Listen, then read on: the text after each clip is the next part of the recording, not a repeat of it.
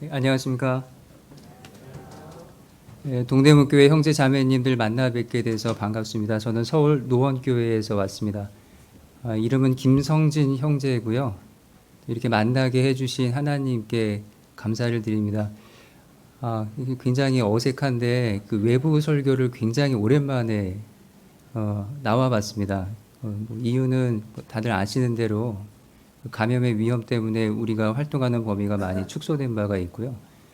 그럼에도 불구하고 하나님 말씀으로 위로받을 수 있는 기회를 주님께서 여전히 허락하신다는 것 너무나 감사가 됩니다.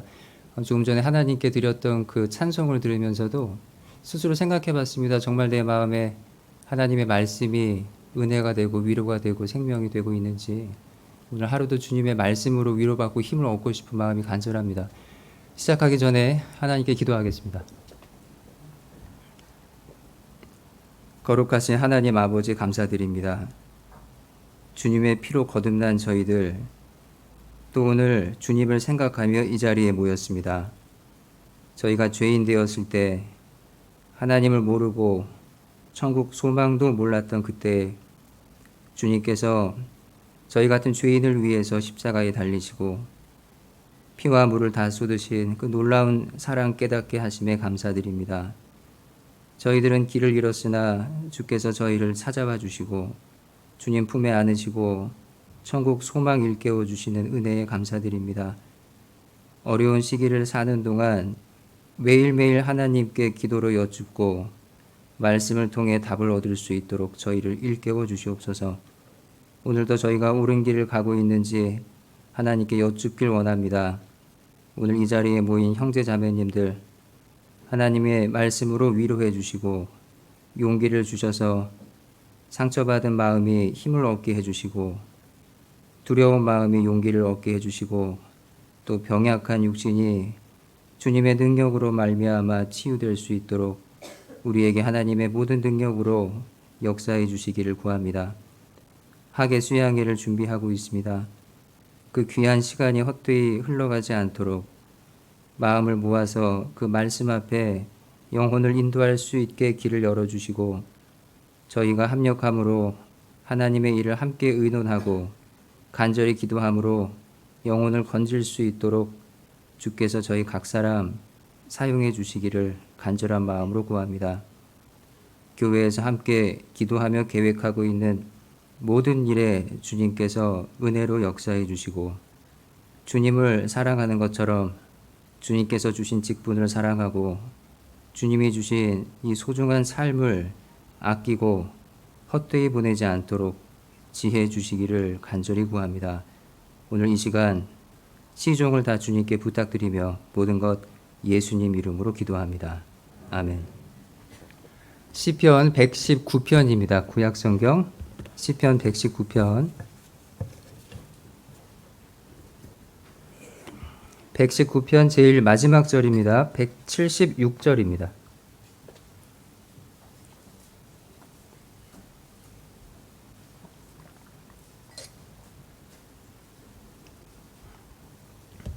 시편 119편 176절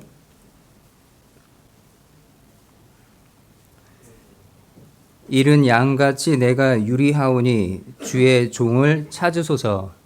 내가 주의 계명을 잊지 아니함이니이다. 자, 이번엔 같이 읽겠습니다. 이른 양같이 내가 유리하오니 주의 종을 찾으소서. 내가 주의 계명을 잊지 아니함이니이다. 자, 지금 이 시편의 기자가 이 긴 119편이 정말 길잖아요. 이 긴 시편의 그 마지막 구절이 내가 방황하고 있습니다라는 자기 처지를 고백합니다. 그러니까 유리한다, 길을 잃고 방황하는 모습인데요. 잃은 양처럼 내가 방황합니다. 이걸 기도하면서 고백하는데 그 잃은 양, 주인에게는 잃어진 양이고요. 양 입장에서는 주인에게로 갈 길을 잃었습니다. 길 잃은 양입니다. 그게 무슨 뜻인가 이해하려고 그 다른 번역 성경도 이렇게 읽어보고요. 또 원어에서는 또 어떻게 설명했는지도 이렇게 찾아서 공부해 봤더니 영락없이 길을 잃고 헤매는 양, 주인과 멀리 떨어져 있는 양, 그래서 주인도 이 양을 찾기 위해서 그 마음을 쏟고 있는 이런 상황을 설명하고 있는 구절입니다. 때때로 살면서 길을 잃었다는 느낌 받으신 적 있으신가요? 길을 잃었다는 느낌을 우리는 때때로 받습니다. 그때가 가장 마음에 큰 두려움이 임할 때입니다. 그 유년기에는요, 어디 가족끼리 나들이를 갔다가 아이가 잠깐 그 엄마랑 본의 아니게 헤어지는 경우가 있어요. 한 30분 동안 엄마를 잃어버리고 울면서 이 공원을 혼자 돌아다니는, 그래서 지나다니는 다른 행인들이 아이를 찾아가지고 엄마 이름이 어떻게 되니, 누구랑 같이 왔니, 너희 집 어디니 물어보고 뭐 방송해주고, 그래서 아이를 찾아주는 경우가 꼭 있잖아요. 아이는 이 놀이공원 같은 데서도 혼자 재밌게 놀다가 어느 순간 딱 정신 차리고 주변 돌아봤는데 이제 엄마랑 아빠가 안 보이잖아요. 그때부터 아이의 즐거움은 싹 사라집니다. 마음속에 다 표현할 수 없는, 우린 이미 성인이 됐기 때문에 그 마음의 두려움이 얼마나 컸는지 다 잊어버렸죠. 그러니까 유년기에 우린 다 예외 없이 길을 잃는다, 보호자를 잃는다라는 거에 대한 두려움이 엄청나게 컸습니다. 아이는 잃어버렸다 하는 순간 이 패닉에 빠지죠. 그리고 주저앉아서 그냥 웁니다. 그러니까 눈을 떠야 길이 보이는데 눈을 감고 그냥 울어버리죠. 그럼 그 울음소리를 듣고 어디선가 나타납니다. 엄마가 나타나요. 그래서 어릴 때 생각해 보면 저도 몇 번 길을 잃었던 어렴풋한 기억이 있습니다. 그리고 더 많은 기억은 저희 어머니 머릿속에 있는데 제가 자주 사라졌다 그럽니다. 어떤 아이들은 이 강아지 쫓아가다가 엄마 잃어버렸다 그러는데 저는 굴러가는 공을 쫓아가다가 엄마를 많이 잃어버렸다고 하더라고요. 그러니까 저는 기억이 별로 없는데 제가 공 차고 노는 걸 그렇게 좋아했다고 하십니다. 그 두려움이 아이들 마음속에 있는데 왜 성인이 되면서 우리는 그 마음의 그 두려움이 사라졌을까요? 모든 것에 우리가 익숙하다라는 생각 때문에 그렇습니다. 근데 제 생각엔 그건 우리가 가장 쉽게 가장 자주 빠지는 함정입니다. 착각입니다. 우리는 아무것도 익숙할 수 없는 삶을 살고 있습니다. 오늘이 7월 26일이죠. 오늘 2020년 7월 26일은 내 생애에 처음 살아보는 하루입니다. 이거 나한테 익숙할 수가 없습니다. 난 이 길의 초행길이에요. 그리고 2020년이라는 한 해는 내 인생에 처음 살아보는 1년입니다. 난 이 1년을 초행길을 걷고 있어요. 익숙하다면 그건 착각입니다. 다 초행길이에요. 모든 게 다 우리는 모든 일에 초보고 모든 길이 다 초행이고 우리는 이 길을 잃지 않고 갈 수 있는 지도가 필요합니다. 지도. 근데 그 지도가 우리 앞에 펼쳐져 있는 이 성경입니다. 그래서 우리가 그 길을 잃지 않도록 각성해야 되겠다. 오늘 이런 내용을 좀 나누고 싶고요. 그리고 심지어 길을 잃었으면서도 길을 잃었는지조차 모르고 있는 착각, 이것을 경계하면 좋겠다는 내용을 말씀드리고 싶습니다. 그리고 무엇보다 우리 영혼이 완전히 길을 잃었던 그 시절에 하나님께서 도와주셔서 복음 말씀 앞으로 이끌어 주시고 복음을 듣고 깨닫게 도와주신 은혜, 그 은혜로 내가 잃었던 양인데 지금 주님 품 안에 안겨 있습니다. 자, 이런 내용들에 대해서 길과 연관해서 또 길을 잃는다는 것에 대해서 좀 생각해보고 교훈받았으면 좋겠습니다. 누가복음 15장입니다. 누가복음 15장.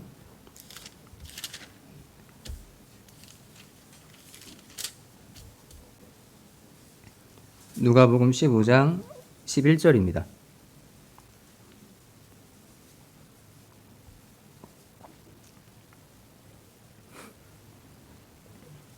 11절. 또 가라사대 어떤 사람이 두 아들이 있는데 그 둘째가 아비에게 말하되 아버지여 재산 중에서 내게 돌아올 분깃을 내게 주소서 하는지라.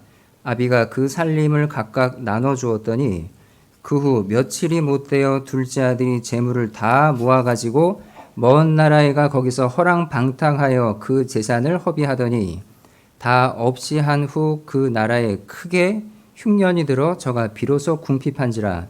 가서 그 나라 백성 중 하나에게 붙여 사니 그가 저를 들러보내어 돼지를 치게 하였는데 저가 돼지 먹는 주염 열매로 배를 채우고자 하되 주는 자가 없는지라. 이에 스스로 돌이켜 가로되 내 아버지에게는 양식이 풍족한 품꾼이 얼마나 많은고 나는 여기서 주려 죽는구나. 내가 일어나 아버지께 가서 이르기를 아버지여 내가 하늘과 아버지께 죄를 얻었사오니 지금부터는 아버지의 아들이라 일컬음을 감당치 못하겠나이다. 나를 품꾼의 하나로 보소서 하리라 하고 이에 일어나서 아버지께로 돌아가니라. 자, 이제 돌아가기로 결심하고 자리를 털고 딱 일어나는 장면까지 읽어드렸습니다. 그 이 아들이 그 부잣집 아들이에요. 그죠? 얼마나 부자였는지 우리 상상에 맡겨야 됩니다. 그 하나님 아버지 곁을 떠난 그 잃어진 영혼들, 그렇게 생각했을 때 이 아버지는 우리가 생각할 수 있는 가장 큰 부자로 그렇게 생각을 해도 될 것 같습니다. 근데 아들이요, 아들 중에 하나가 나중에 내가 받게 될 분기 유산을 미리 달라고 그럽니다. 그래서 땡겨 받아요. 아버지께서 속으로 얼마나 귀심하게 생각하셨을지 모르지만 아무튼 좋습니다. 이걸 가지고 갔어요. 어디로 갔냐면 13절 중간에 보면 이웃 나라도 아니고 먼 나라에 갔다 그랬습니다. 먼 나라, 우리나라에서 제일 먼 나라면 지구 반대편일 텐데 뭐 그 중남미, 북중남, 이게 그 아메리카 대륙 있는 게 정반대쪽이죠. 그렇게 멀리 가 있으면 절대 아버지가 찾으러 못 오겠죠. 재산이 아버지 건데 먼 나라에 가서 아주 거침없이 놀았습니다. 거기서 허랑방탕하여 그 재산을 허비하더니, 자, 분위기 좋았죠. 근데 그 나라에 분위기 좋을 때 꼭 뭔가 안 좋은 일이 생기곤 합니다. 그 나라에 흉년이 들었어요. 흉년이 좀 늦게 왔으면 더 인생을 즐길 수 있었는데 돈이 떨어졌습니다. 너무 헤프겠었죠? 돈이 떨어지자마자 뭐가 왔느냐? 하필 그때 맞춰서 흉년이 왔어요. 그러니까 저가 비로소 궁핍한지라. 그리고 어떤 지경이 됐냐면 먹을 게 없으면 돼지가 먹는 쥐염 열매라도 먹어야지 하고 돼지가 먹는 쥐염 열매를 먹으려고 했습니다. 근데 그것도 못 먹었어요. 그나마도 주는 사람이 없었습니다. 굶주렸습니다. 이때 이 사람이 드디어 인지했어요. 이제 드디어 알았어요. 내가 길을 잃었구나. 갈 데가 없다는 걸 알게 됐습니다. 갈 데 없는 처지가 실제로 가장 슬픈 길 잃은 모습입니다. 내가 갈 데가 분명히 있는데 어디로 가야 되는지 방법을 찾지 못할 때 그때는 사실 스트레스가 적고요. 마음의 고통도 적어요. 하지만 갈 데 없다고 느낄 때, 가도 날 받아줄 사람 아무도 없다고 느낄 때 그때 진짜 유리합니다. 그때 정말 방황해요. 구원받지 않은 사람이 왜 유리방황하는 영혼인가, 어디로 가야 될지 알 수가 없습니다. 인생의 목적을 무엇으로 해야 될지, 어딜 향해서 걸어야 될지, 무엇을 위해서 인생을 계획해야 될지, 어떤 가치를 추구해야 될지 모든 게 혼란스럽잖아요. 돈 모으는 일에 올인해봤다가 또 자기 외모를 가꾸는 일에 많은 자기 시간과 물질을 투자해봤다가, 그리고 인간관계, 인맥을 형성하는데 또 많은 시간과 에너지를 투자를 해봤다가 무엇이 옳을까, 무엇이 나에게 만족을 주고 무엇이 나를 행복하게 해줄까, 많은 것들을 시험하다가 자기 인생 다 보내고 결국 내가 여지껏 방황했구나라는 걸 깨닫게 되는 겁니다. 그래서 구원을 받아도 일찍 구원을 받는 건 대단한 축복이라고 생각을 합니다. 이른 나이에 방황을 짧게 끝내고 하나님 품에 안겨서 하나님이 알려주시는 길로 따라가면 되거든요. 안타까운 건 그 길을 따라가는 동안에도 우리는 가끔 길을 잃어버린다는 겁니다. 이 누가복음 15장에 나오는 돌아온 탕자 이야기에 이 결정적인 반전의 계기가 어디서 오냐면요. 이 아들이 자기가 굶주리니까 아버지에게로 돌아가야겠다라는 생각을 품는 순간입니다. 그러니까 자기가 굶주리고 돼지가 먹는 쥐염 열매 주는 사람도 없고 이대로 굶어 죽게 생겼을 때 아버지 생각이 난 거예요. 그나마 아버지 말고는 날 받아줄 사람이 아무도 없는데 아버지 얼굴을 볼 면목도 없으니까 가야 되나 말아야 되나 고민하다가 기가 막힌 대안이 떠올랐어요. 갈 데 없잖아요. 아버지한테밖에 갈 데 없잖아요. 가면 면목이 없으니까 내가 아들로는 못 가겠다. 그 집 종으로 머슴으로 들어가야 되겠다. 하여튼 이 머리도 좋은 사람인 것 같아요. 이런 대안을 찾아낸다는 건 그래도 머리가 좀 돌아가는 사람입니다. 이 배고픈데 얼마나 생각하기 싫었겠어요. 그 와중에도 이렇게 생각을 해냈어요. 자, 자기가 길을 잃은 처지, 오갈 데 없는 불쌍한 거지가 됐다라는 걸 딱 인정하는 순간 인생에 아주 큰 변화가 옵니다. 우리가 언제 구원을 받게 됐죠? 대체로 체면과 자존심을 버리고 하나님 앞에 내 영혼이 무릎을 꿇었을 때 그때 복음이 믿어지죠. 정말 신기한 게요. 똑같이 증거의 말씀을 듣는데 어떤 사람은 그게 믿어지고 어떤 사람은 안 믿어집니다. 똑같이 죄 말씀을 듣는데 어떤 사람은 양심의 가책을 느껴요. 그리고 집에 가서 생전 안 해본 기도를 난생 처음 합니다. 어떤 사람은요. 죄 말씀을 옆에 앉아 같이 듣는데 말씀을 비웃는 사람도 있습니다. 그리고 복음 말씀 듣잖아요. 어떤 사람은 예수님 돌아가신 이야기에 마음에 큰 감명을 받습니다. 그리고 내 모든 죄가 용서됐다는 걸 실제 마음으로 믿게 돼요. 그리고 저 문을 나가잖아요.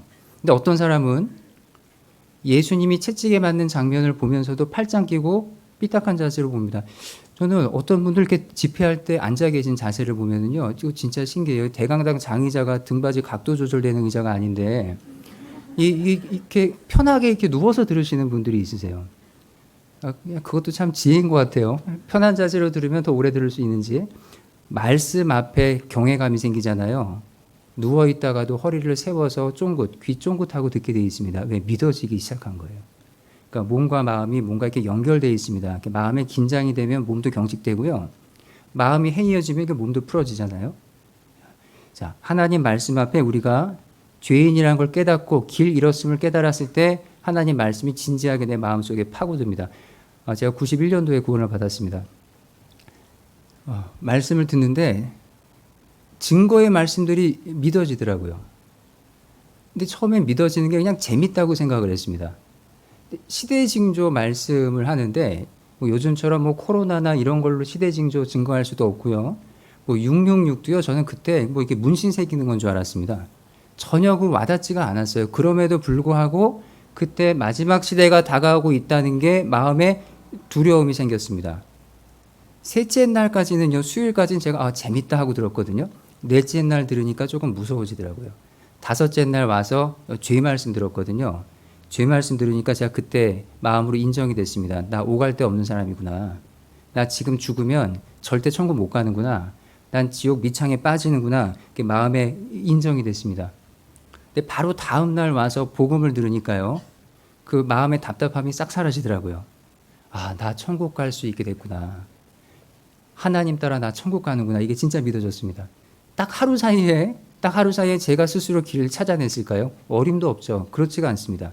항상 양이 길을 잃으면 주인이, 목자가 그 양을 찾아서 오게 되어 있습니다. 베드로전서에 전에는 너희가 양과 같이 길을 잃었더니 이제는 너희 영혼의 목자와 감독 되신 이에게 돌아왔느니라. 실제로는 돌아왔다라고 기록되어 있지만 양이 스스로 주인을 찾아온 게 아닙니다. 주인이 양을 찾아갔고 결과적으로 그 양은 이제 주인 품에 돌아와 있다는 말씀이에요. 자, 영혼의 목자와 감독 되신 이에게 돌아온 그날의 그 감사함을 꼭 생각해야 되겠습니다. 제가 오늘도 아침에 나오면서요, 그 주소록을 보니까 제가 교제하고 있는 그 분 중에 한 분이 오늘이 구원 생일이더라고요. 그래서 카톡으로 구원 생일 축하한다는 메시지를 이렇게 보내드렸습니다. 마음으로는 생일 케이크 하나를 이렇게 보내려고 그랬는데 다행히 이모티콘 중에 생일 케이크 그림이 있어요. 그래서 그걸로 때웠습니다. 네. 근데 구원받은 생일이라는 게 우리가 가볍게 넘어가잖아요. 1년에 한 번씩 꼭 같은 날 지나가니까. 하지만 실제 내 생일은 매년 오는 게 아니고요. 실제로는 그날 내가 죄인이라는 걸 마음으로 깨닫고 복음을 통해서 죄의 용서를 믿게 된 그날 난생 처음 내가 태어난, 내 영혼이 태어난 날이 있습니다. 그날 이후로 난 주님의 품 안에 안겨 있습니다. 주님이 날 절대 놓지 않으시죠. 문제는 내 마음이 하나님의 자녀임에도 불구하고 방황할 수 있다는 것이 문제입니다. 오늘 시간이 허락되면 그 문제에 대해서도 우리가 잠깐 말씀드리면 좋겠습니다. 그 전에 사무엘하 잠깐 보겠습니다. 사무엘하 9장입니다.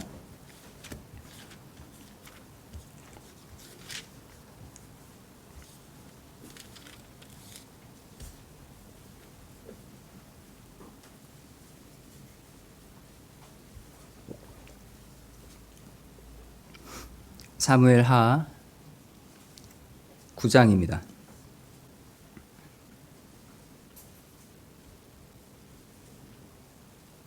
(9장 1절)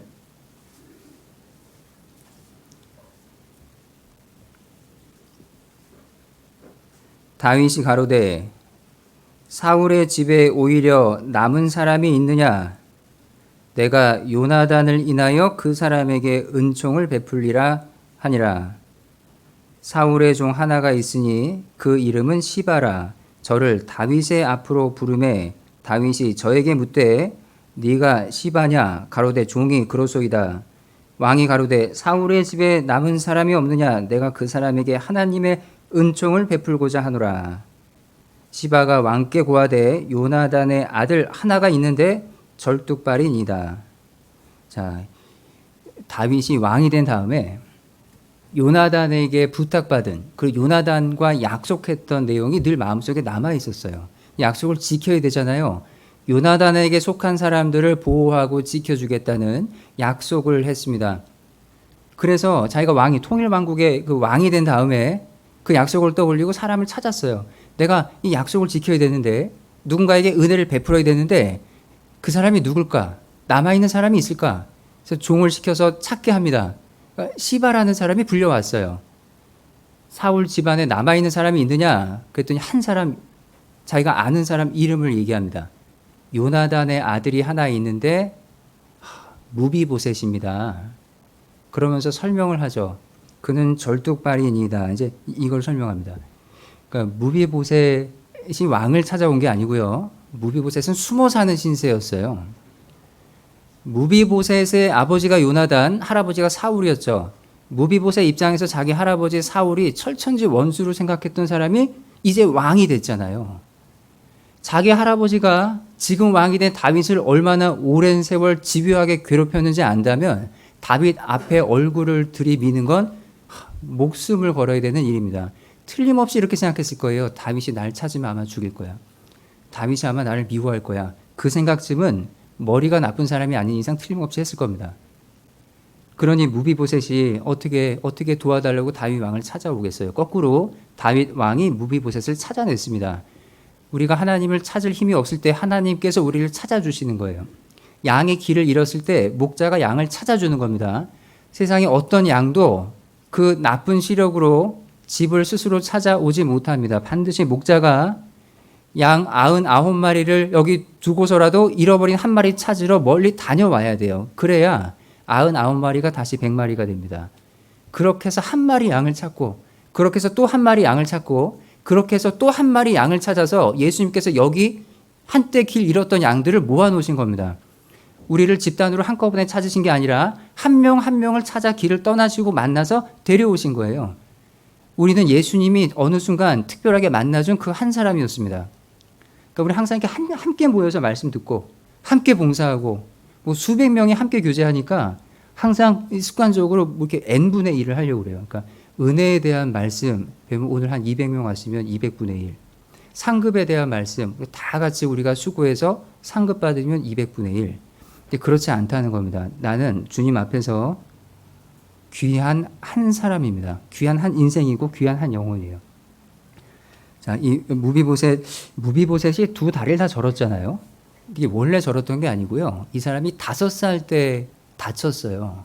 그때부터 절게 됐습니다. 사울과 요나단이 죽었죠. 전쟁터에서 죽고 그 소식이 사울의 집에 전해졌습니다. 그러니까 유모가 이 어린 5살짜리 무비보셋을 들고 뛰다가 애를 떨어뜨렸어요. 그 다음부터 무비보셋은 두 다리를 다 다쳤습니다. 한쪽 다리를 다친 게 아니라 두 다리를 동시에 다쳤던 것 같아요. 두 다리를 다 절면서 거는 거 얼마나 불편하겠어요. 이 사람은 노동을 하기도 힘들 겁니다. 일을 해서 벌어먹고 살기도 힘든 처지고 자기 집은 몰락한 집안이에요. 모든 사람들이 손가락질하는 집안이 돼버렸습니다. 그때 다윗 왕이 자기를 찾는다는 소식을 듣게 됐습니다. 마음이 어땠을까요? 왕이 너를 찾으신다. 은혜 주려고 찾는다는 생각을 못했을 거예요. 다윗 앞에 풀려갔습니다. 놀랍게도 다윗은 자기가 베풀 수 있는 모든 은혜를 두 다리를 저는 무비보셋에게 베풀었어요. 우리가 그런 은혜를 주님께 받았습니다. 근데 우리는 그 은혜를 너무 마음에서 쉽게 잊어버리지 않습니까? 우리가 무비보셋이었다고요. 무비보셋이 원래 다치지만 않았으면요, 아주 건장한 사람으로 자랐을 가능성이 아주 높습니다. 왜냐하면 그 할아버지 사울 있잖아요. 사울이 다른 사람이랑 이렇게 서 있으면요, 그 신장이 어깨 하나 더 했어요. 제가 그 정도면 키가 얼마나 됐을까? 그러니까 제 머리, 사람이 이 위에 머리 하나 더 얹어져 있다고 생각하면 굉장히 건장한 체격이죠. 그리고 아버지 요나단도요, 병기 든 소년 하나 데리고 블레셋 진영에 쳐들어가서 그 사람들 다 쓰러뜨린 걸 보면은요, 이 요나단도 보통 사람이 아닙니다. 할아버지, 아버지를 생각했을 때 이 무비보셋도요, 다치지 않고 잘 컸으면 아주 건장한 사람이 됐을 텐데, 그러지 못했습니다. 똑바로 걷지도 못하는 신세가 됐어요. 자, 잃어버린, 갈 곳 없는, 의지할 데 없는 무비보셋을 다윗 왕이 친히 찾았습니다. 이건 우리가 잃어진 양이었다가 주님 품에 안긴 구원받는 이야기를 교훈받을 수 있는, 성경에 나오는 많은 아름다운 이야기 중에 읽으면 읽을수록 마음에 새롭게 감동을 주는 내용이 바로 사무엘하 9장에 나와 있는 이 내용입니다. 자, 이거 꼭 누가복음 15장에 나오는 내용과 굉장히 닮지 않았습니까? 아까 누가복음 15장의 그 앞부분을 우리가 읽지 않았습니다. 돌아온 탕자 이야기부터 읽었는데, 같은 15장에 무슨 이야기가 나오냐면 양 100마리가 있는데 한 마리가 나갔어요. 뭐 하러 나갔는지 모르겠습니다. 나갔어요. 길을 잃었습니다. 혼자 돌아오질 못하잖아요. 99마리를 두고 그 한 마리를 찾으러 간 목자, 그리고 결국 찾을 때까지 다니면서 결국 찾아내서 돌아오는, 그리고 그 메고 오면서 기뻐하는 목자의 얼굴을 우리가 상상할 수 있는 그런 내용이 누가복음 15장에 자세히 나옵니다. 제가 어린 시절에 교회를 열심히 다니진 않았는데 뭐 이렇게 먹을 거 준다 그러면 동네 교회를 가끔 갔습니다.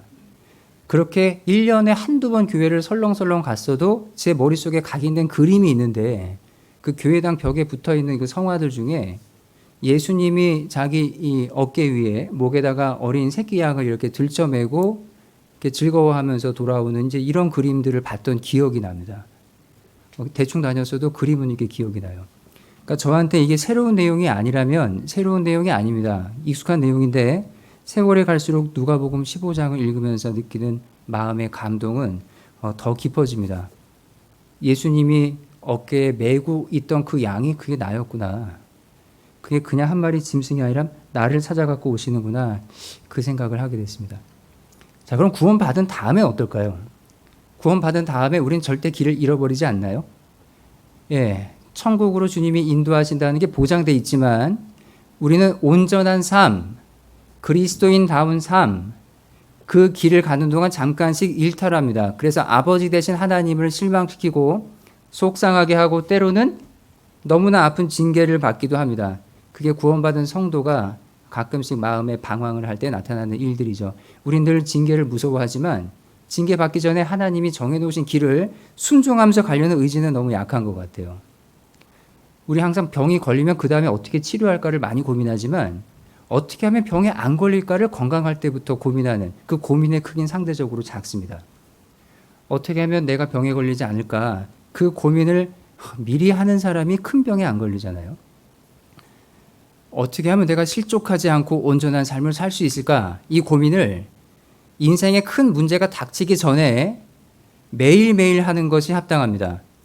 오늘 내가 비록 하나님이 정해주신 길 위에 온전히 그 길을 따르고 있을지라도 실패하는 많은 사람들의 이야기를 성경 안팎에서 읽고 혹은 보고 들으면서 아, 나도 저렇게 될까 두렵다, 이 생각을 해야 됩니다. 하나님께서 많은 걸 보여주시고 성경에 많은 이야기를 담아 놓으셨고 간증을 통해서 많은 성도들의 크고 작은 성공과 실패의 경험을 들려주시는 이유는 보고 생각하라는 겁니다. 누군가 하나님께 순종해서 복을 받잖아요. 그 간증을 들으면서 뭘 생각해야 될까요? 나도 저렇게 살고 싶다. 나도 저런 은혜를 경험하고 싶다. 나도 저렇게 하나님과 가까워지고 싶다. 나도 저 형제님처럼 저렇게 말씀을 깊게 묵상하는 달란트를 받고 싶다. 이런 마음의 희망을 가져야 되거든요. 또 징계받고 후회하는 분의 눈물 흘리는 간증을 들을 때는 그분을 위로하면서 속으로는 판단하지 않습니까? 그러면 안 됩니다. 왜 그 간증을 나에게 들려주셨을까요? 같은 실수가 내 인생에 벌어지지 말라고 거울로 보여주신 겁니다. 낮에는요, 길을 잃는 두려움이 별로 없죠. 저희 교회 뒤편에 제가 교제하는 교회당 뒤가 이렇게 산입니다. 산. 불암산이 있거든요. 누가 이게 교회당이 산 밑에 있다 그러면 다들 그거 물어보세요. 아유, 그러면은 공기도 맑고 산에 자주 가시겠네요. 산에 절대 안 갑니다. 예. 그게 왜 그런가 했더니 교만해서 그런 건데요. 너무 익숙하면 그게 좋은지 몰라서 가고 싶다는 생각이 이상하게 안 들어요. 그리고 교회당 뒤편 산은 뭐 나무도 꽤 많습니다. 나무도 꽤 많은데 자꾸 보니까 그게 막 만만하게 보이고 시시해 보이고 굳이 땀 흘리면서 뭐 저길 들어갔다 나오나 이 생각이 들어요. 아주 산이 쉬워 보입니다. 근데 그 쉬운 산이요, 이게 밤에 보잖아요. 그게 굉장히 무섭습니다. 그러니까 우리가 낮에 산을 갈 때는 길을 잃어도 무섭지가 않죠. 그냥 내리막길로만 계속 가면은 뭐든지 나옵니다. 근데 밤에 같은 산이라도 밤에 길을 잃잖아요. 그럼 진짜 무섭습니다. 밤에는요, 제가 이제 교회당에서 이렇게 나와서 그 귀가할 때 이렇게 뒤를 돌아보면은 이렇게 숲에 나무들이 이렇게 우거져 있는 게 보이는데 이렇게 어떤 나무들은 가지가 쭉 쳐져 있어요, 앞으로. 그럼 이렇게 머리카락 같아요, 그게. 그리고 꼭 그 옆에는 그 희미한 가로등이 하나 켜 있어갖고 이 조명이 자꾸 딴 생각 나게 만듭니다. 제가 어린 시절에 잘못한 게 많은데 그 중에 하나가 그 전설의 고향을 너무 자주 봤어요. 이게 꼭 누구 머리카락처럼 보이고 그 안에서 길을 잃어버리면 어떨까? 그 느낌이 완전히 다른 겁니다. 그리고 그냥 숲에서 길을 잃는 거랑 맹수들이 서식하는 숲에서 길을 잃는 거랑 완전히 다른 겁니다. 그리고 그냥 흙길을 걷는 거랑 전쟁 중에 매설된 지뢰밭을 걷는 거랑 완전히 다른 거예요. 거기서 길을 잃었다는 거는 내 생사가 오가는 문제가 됩니다. 나는 지금 낮을 걷고 있을까요? 밤을 걷고 있을까요? 하나님께서 인생을 고난이라 그랬고요. 고생이라 그랬고 눈물의 길이라고 말씀하셨습니다. 그러니 주님이 다시 오실 때 우리 눈에서 눈물을 닦아주시겠다는 약속을 요한계시록에 하신 겁니다. 눈물이 많다는 게 뭘까요? 고생할 일 많고 험한 일 많이 겪고 눈물 흘릴 일 많이 있다는 얘기인데 이 길이 쉬워 보인다는 건 뭔가 내가 그 길을 잘못 보고 있는 겁니다. 결코 만만치 않은 길을 우리는 오늘 가고 있습니다. 지금 해가 떠 있어도요. 이거 밤 어두운 길 조심해서 가야 되는 길일 수 있고요. 무서운 짐승이 그 마귀가 우는 사자같이 두루 다니잖아요. 뭘 찾습니까? 산길자를 찾는다 그랬습니다. 내가 걷는 이 길 마귀가 내가 조금만 실수하면은 나를 바로 물어 뜯으려고 내 뒤를 이렇게 따라오고 있을 수도 있어요. 맹수가 사냥을 할 때 무조건 보인다고 덥석 달려드는 게 아니고요. 이 맞바람을 맞으면서 냄새 안 나게 하려고 맞바람 맞으면서 자기 먹잇감 뒤에서 한동안 발소리 죽이면서 쫓아갑니다. 그리고 기회가 포착되면 그때 전력 질주해서 한 번에 낚아채죠. 자, 그런 우는 사자 같은 마귀가 우리 주위를 늘 다니고 있다는 걸 생각해야 됩니다. 우린 경계심을 너무 쉽게 풀어요. 이 경계심이 얼마나 쉽게 풀리는지는 이 마스크만 봐도 알 수가 있습니다. 이게 우리가 처음에는 마스크 코로나가 2월달, 3월달, 4월달에 막 무서웠죠. 그때는 이제 마스크를 다 똑바로 썼는데요. 나중에 이거 여러 가지 응용하시더라고요. 좀 올려서 안대로 쓰시는 분도 있고, 아주 다양하게 이거 이용하시더라고요. 이제 답답해서 그렇죠. 숨쉬기 힘들고. 근데 숨쉬기 힘들다는 생각이 언제 안 들고 답답하다는 생각이 언제 안 드냐면 질병의 위협이 가까이 있다는 걸 느낄 때 이 답답한 걸 더 잘 참게 됩니다. 근데 질병의 위협을 우리는 쉽게 잊어버려요. 왜냐하면 보이지 않아서 그렇습니다. 바이러스는 눈에 안 보입니다. 마찬가지로 마귀가 눈에 안 보이기 때문에 우리가 쉽게 그 존재를 잊고 쉽게 세상과 타협하고 기웃거리고 뭔가 딴 생각을 하고 보이지 않는 것이 더 무섭습니다. 그 역사 기록 중에 이제 이런 내용이 있더라고요. 그 2차 세계대전 때 사람들이 항공모함을 사용해서 전쟁을 하기 시작했어요. 지금의 기술로 생각해 보면은 그 이해가 안 되는 일이지만 그 당시에는 레이더나 무선 통신 기술이 너무나 약했으니까 많은 비행기 조종사들이요. 자기가 떠난 항모로 돌아오는 길을 찾지 못해서 망망대해 위에서 날다가 연료가 떨어지면 바다에 추락해서 죽었습니다. 그렇게 해서 죽은 조종사들이 적지 않았다고 합니다. 자, 이 바다 위에서 길을 잃는다는 거 한번 상상해 보세요. 내가 비행기 안에 타고 있습니다. 작은 비행기예요. 근데 내가 떠난 항공모함이 안 보여요. 그 위에서 동서남북을 아무리 둘러봐도 다 똑같이 생겼습니다. 다 수평선만 보여요. 연료가 얼마 안 남았습니다. 이제 선택해야 돼요. 동서남북 중에 하나를 찍어서 그 한 방향에 내 목숨을 걸어야 됩니다. 자, 길을 잃는다는 건 그런 겁니다. 길을 잃는다는 건 굉장히 위험하고 살떨리는 일이에요. 그러니까 우리가 그런 인생을 살고 있는데 하나님께서 매일매일 나에게 길 안내자가 되어주시지 않으면 이 말씀, 성경으로 이끌어 주시지 않으면 우리는 쉽게 길을 잃습니다. 우리 삶 중에 길을 잃었다라고 느끼는 그런 케이스들, 그런 간증들을 몇 개 들은 기억이 납니다. 어떤 형제님께서 20대 거의 10년을 고시 준비하느라고 정말 열심히 노력하셨어요. 근데 계획한 대로 안 풀리는 경우들이 있잖아요. 이분이 나이 30이 넘어서 거의 10년 가까운 시간을 고시 준비하느라고 고시원에서 다 보내고 드디어 어쩔 수 없이 자기 꿈을 접게 됐습니다. 그리고 고시원을 나왔어요. 그러니 이제 취직이 안 돼요. 자기 친구들 취직 잘 될 나이에 취직했는데 이분은 그 나이를 놓친 겁니다. 이분 입에서 이 얘기가 나오더라고요. 아, 이제 나 어떡하지? 나 어떡하지? 라는 그 짧은 외바디가요, 듣는데 너무 마음이 아픈 겁니다. 나 이제 어떡하지? 자, 구원받은 사람 입에서도 때로는 그런 말이 나옵니다. 주님이 나를 어디로 이끄실지 보이질 않는 거예요. 또 어떤 분은 전 재산을 걸고 사업을 했습니다. 근데 사업이 내가 열심히 한다고 꼭 잘 되는 게 아니죠. 전도서에 이 시기와 우연이 모든 자에게 임한다고 했습니다. 그래서 빠른 경주자라고 선착하는 것이 아니요, 유력자라고 식물을 얻는 것이 아니니 그랬잖아요. 내가 능력을 갖추고 있어도요, 주변 상황이 나를 도와주지 않으면 내가 하는 일은 때로는 실패를 맞습니다. 가진 재산 다 날리고 이제 입에서 또 이런 말이 나와요. 아, 나 이제 어떡하지? 자, 어떤 분은 젊은 나이에 희귀 난치병에 걸렸습니다. 꿈이 창창했어요. 근데 이제 병 앞에서 자기 꿈을 접었습니다. 그리고 이제 꿈은 고사하고 이 병이나 나았으면 좋겠다라는 생각이 마음속에 가득해요. 그리고는 자기 동년배 친구들, 자기 동창들이 꿈을 쫓아서 열심히 막 활력 있게 사는 모습을 보잖아요. 그러면 이제 그 친구들 병문안 맞이하는 게 괴롭습니다. 자기랑 너무 비교돼요. 그럴 때 이런 생각이 들죠. 하나님, 저 이제 어떻게 하죠? 저 이제 뭐 하죠?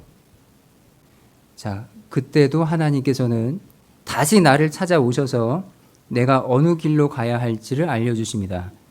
내가 하나님과 원수 되었을 때도 나를 찾아오신 그분이 내가 하나님의 자녀가 되었는데 나를 인도하시지 않겠습니까? 당연히 나에게 먹을 것 주시고 입을 것을 주시고 나에게 갈 길을 알려주십니다. 그 스포츠 경기 중에요, 그 야구 아시죠? 야구. 예, 당연히 아실 겁니다. 그러니까 아냐고 여쭤봐서 죄송합니다. 근데 야구가 좀 특이한 스포츠 같아요. 그 국가대항전을 하면은 그 축구 같은 거, 뭐 월드컵이나 뭐 이런 거 하잖아요. 그러면은 정말 선수들이 고생하더라고요. 엄청 고생해서 겨우겨우 막 몇 게임 이겼는데 이제 겨우 16강 갔대요. 그리고 그 뒤로 또 엄청 고생해서 한 경기 겨우 이겼더니 뭐 이제 8강 갔대요. 나라들은 또 왜 이렇게 많이 오는지. 근데 야구 경기는 국가대항전 뭐 큰 경기다 그래서 보면은 뭐 몇 나라 안 해요. 그러니까 야구를 좋아하는 나라가 몇 군데 없는 것 같아요. 근데 제가 어떤 사람의 사회학자의 글에서 읽었는데 야구를 제일 좋아하는 나라가 미국이라고 하더라고요. 그래서 미국 사람들이 왜 야구 좋아하는가, 그거를 이 사람이 이제 분석을 해놨는데 공감이 됐습니다. 그 미국의 역사 배경 때문에 그렇다고 하더라고요. 특히 이 서부 개척 시대에 대한 그 향수가 남아 있어서 그 당시에 많은 사람들이 그 땅, 아직 미개척지인 곳으로 떠나서 그 지형을 지도로 옮기고 지도 그리는데 일생을 바치고 죽은 사람들도 많습니다. 그리고 그 지도가 완성되면 이제 철도를 건설하느라고 철도 놓느라고 많은 사람들이 집 떠나서 막 2년, 3년 뒤에 돌아오고 중간에 사고로 죽고 돌아오지 못한 사람들도 있고, 그러니까 그들의 인식 속에는 이게 중요해요. 집을 나간 가장이 무사히 돌아와야 된다. 이 개념이 굉장히 강한 겁니다. 그래서 야구라는 경기 보면 그 타자가 처음 어디 가죠? 1루 갔다가 2루 갔다가 3루 갔다가 그다음 어디로 돌아옵니까? 그 홈이 여기 집이에요. 그래서 그 홈을 표시하는 이렇게 땅에 박아놓은 그림을 이렇게 거꾸로 보면 꼭 이렇게 집 같이 생겼죠. 이렇게 생겼습니다. 그거 꼭 우리 같아요. 우리가 그 일상생활 중에 그 월요일이 내일이 되잖아요. 직장 갔다가 혹은 뭐 일터 갔다가 또 내가 사는 거주지 마을 갔다가 때로는 직장 동료들과 시간을 보내고 또 마을 이웃들과 시간을 보내고 그리고 내 집안 식구들 집에서 시간을 보내고 그리고 어디로 돌아와야 되냐면 진짜 집 여기로 돌아와야 됩니다. 예전에는 이 휴대폰이 없던 시절은 집에 누군가 안 들어오잖아요.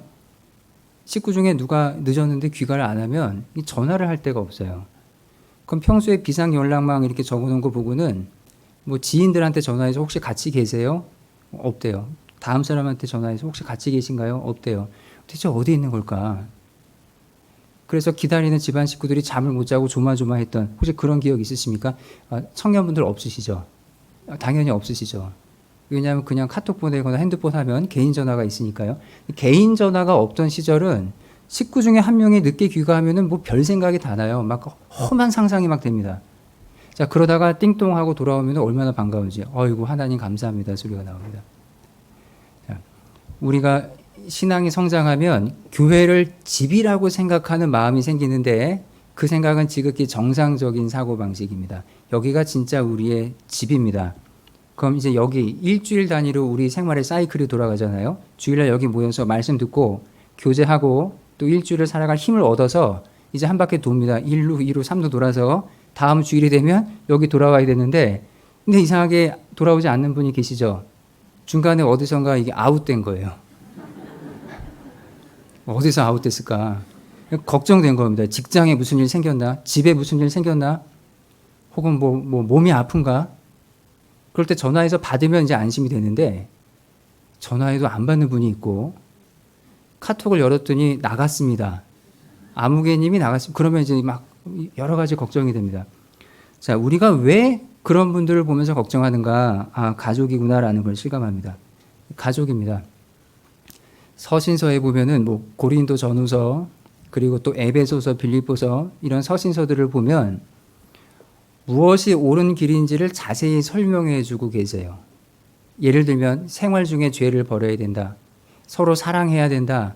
그리고 교회가 무슨 개념인지를 잘 배우고 믿고 그리고 교회 가운데서 서로 희생하고 교제하면서 고생도 같이 하고 또 희락도 같이 누리면서 주님의 일을 하고 영혼을 건지는 그 일을 하는 삶이 옳은 삶이고 그 길이 옳은 길이다 라는 것이 서신서에 낱낱이 기록되어 있습니다.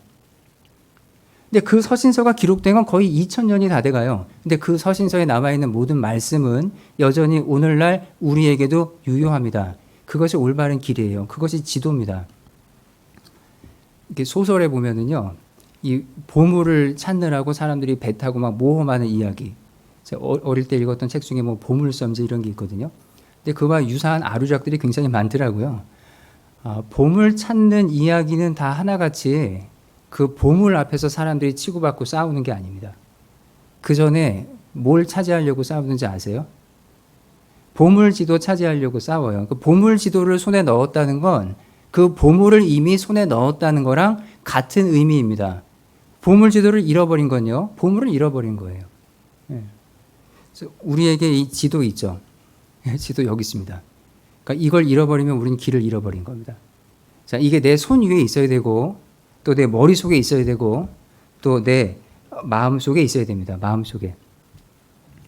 자, 여전히 우리에게 유효한 이 주옥 같은 말씀들, 이거 나에게 주신 말씀이라고 생각해야 됩니다. 디모데 전서나 디모데 후서를 읽을 때 사도 바울께서 디모데에게 편지 2장 보냈구나 이렇게 생각할 게 아니라 하나님께서 나에게 당부의 말씀을 서신으로 오늘 내게 보내셨구나 이렇게 생각하고 하나님 제가 읽겠습니다. 저에게 무슨 말씀을 하시는지 읽고 내가 하나님이 말씀하시는 그대로 살겠습니다. 라고 마음의 결심을 해야 됩니다. 그리고 디모데서를 읽잖아요. 그럼 디모데에게 보낸 편지가 아니에요. 영락없이 나에게 말씀하시는 편지입니다. 자, 서신이 내 마음속에 들어와 박혀야 됩니다. 자, 길을 잃는다는 건 모든 걸 잃는 겁니다. 모든 안 좋은 일들이 길에서 이탈하면서부터 생겨요. 철로 역정에 나오는 이야기, 반복되는 사건들이 뭐냐면 길에서 벗어나느냐 아니냐 그거예요. 엄청나게 무섭게 생긴 아주 큰 짐승이 나를 물어 뜯으려고 하는데 가만히 보니까 이게 사슬에 매여 있습니다. 근데 저 사슬이 어디까지 풀릴까? 사슬이 이렇게 감겨 있잖아요. 근데 가만히 보니까 내가 이 길만 따라서 걸으면 이 무시무시한 맹수가 이 목줄이 감겨 있으니까 나를 해치지 못할 거라는 걸 발견합니다. 그걸 발견하는 게 중요해요. 그걸 발견하지 못하면 꼭 물어 뜯길 것 같잖아요. 그럼 길에서 벗어나서 자기가 생각하는 더 안전한 길로 돌아가게 됩니다. 근데 거기에 정작 더 큰 위험이 있습니다. 구원받았을 무렵에 비슷한 시기에 같이 구원받았던 형제님들 많이 계시거든요. 그분들 중에 지금까지 교제에 머물러 계신 분들 너무나 만나면 반갑습니다. 근데 어떤 분들은요, 더 이상 교제 가운데 없습니다. 세상으로 갔습니다. 심지어 디모데에게 보낸 서신에 보면요, 그 위대한 사도 바울을 버리고 세상으로 간 사람도 있어요. 그 사람 이름 혹시 기억나시나요? 데마죠. 근데 세상으로 간 이유도 기록되어 있습니다. 세상을 사랑하여 나를 버리고 데살로니가로 갔고, 사도 바울을 사랑했어야 되는데 세상을 사랑하니까 사도 바울이 거추장스러웠나 봐요. 그 바울을 버리고 가버렸습니다. 그러니까 내가 세상을 사랑하기 시작하면 옆에 있는 형제 자매들이 버려야 될 짐으로 느껴지기 시작해요. 아, 나 좀 그만 내버려 두세요. 제발 전화 좀 그만하세요. 내가 알아서 살게요. 내가 악인 줄 아세요? 자, 귀찮아집니다, 모든 게. 그러다가 멀리 떠나게 되는 수가 있습니다. 자, 제가 얼굴은 기억나지만 지금은 만날 수 없는 형제님들이 꽤 많이 계십니다. 다 어디로 갔을지. 한때 그분들은 교회 생활이 너무 버거워서, 너무 부담스러워서 더 좋은 길, 더 편리한 길, 자기 생각에 더 합리적인 길을 찾아서 그 길을 개척하겠다고 잠깐 탐색에 나섰어요. 탐색에 나섰던 그분들 아직까지 돌아오지 못했습니다. 그분들이 한때 같이 봉사하고 전도하면서 실제 영혼들을 함께 건졌어요. 누군가 구원받는 걸 보면서 함께 기뻐했습니다. 함께 주님을 찬양하고 하계 수양에 가는 동안도 에어컨 없이 갔고요. 예전에 광주 농고에서 하고 막 그랬거든요. 지금은 어디서 하죠? 지금 여기서 하죠, 온라인으로. 그러니까 지금은 모든 게 너무 많이 급속히 달라지고 있습니다. 한때 그렇게 땀 흘리면서 현장에서 일주일을 고생하고 영혼들이 거듭나는 걸 보면서 하나님께 찬미를 드렸던 그 형제님들이 어느 순간 더 편한 방법이 없을까?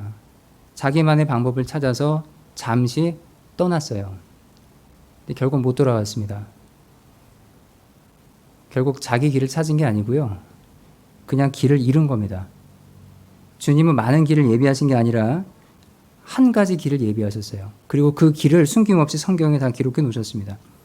자, 우리 길을 잃은 사람들의 그 사례를 구약 성경에서 몇 가지만 찾아보겠습니다.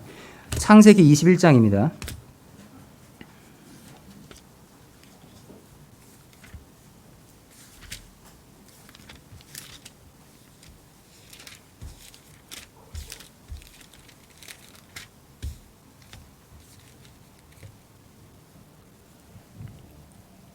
창세기 21장 14절입니다.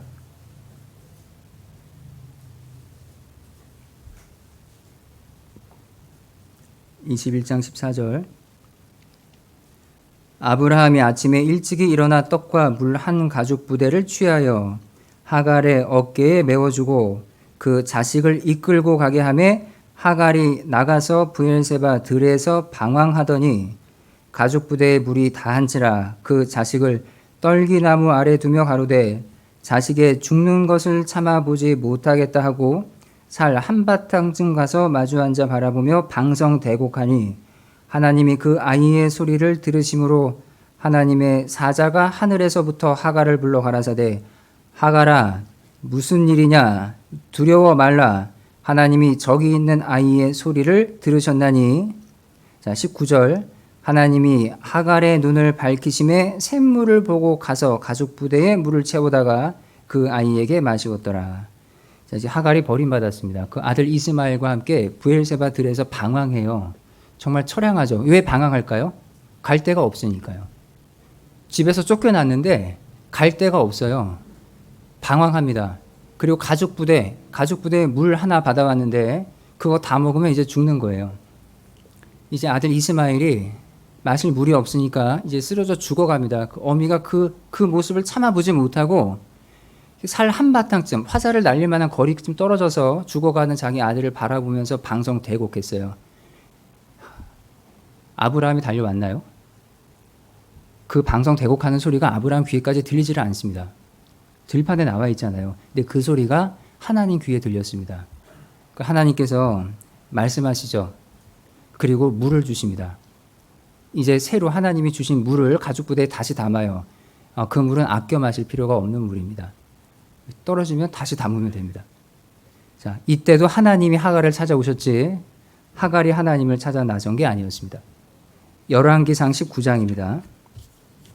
열왕기상 19장.